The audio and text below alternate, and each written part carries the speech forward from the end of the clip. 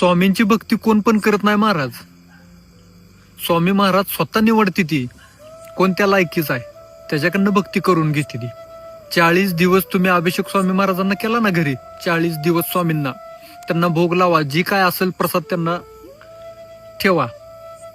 आणि एक वेळ अशी येईल की स्वामी महाराज स्वतः घरी येतील, त्यांची शक्ती घरी येईल आणि म्हणल, बाळा आज मी घरी आलो तर मला काय भोग वगैरे काय नाही तू ठेवला, मला काय विधिवत काय तू पूजा केलेली नाही, मी हाय करत तुझ्या पाठीशी, तू काय भिवू नको, अडचणी आल्या म्हणून भिवू नको की तुझं भोग वाजा मी करतोय का, तर कुठेतरी तुझं कर्ज कमी व्हावं आणि तू माझ्याकडे यावा, मी तुला सगळं देणार. पहिल्यांदा अगोदर फक्त झिजवतोय तुला, झिजल्याशिवाय दगडाचा देव होत नाही असं साक्षात स्वामी महाराज म्हणते ती.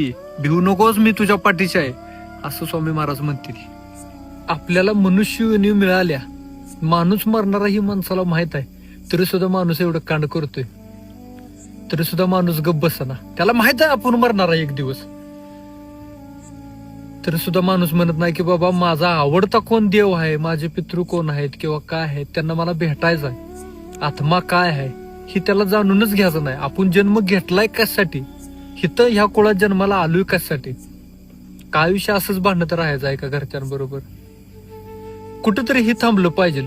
कित्येक योनी आपला प्रवास करत करत आत्म्यानं इथपर्यंत आलोय आणि ह्या शरीरात जन्म घेतलाय आणि आपण जन्म घेऊन तरी सुद्धा ही सगळ्या गोष्टी अशाच आहेत त्या.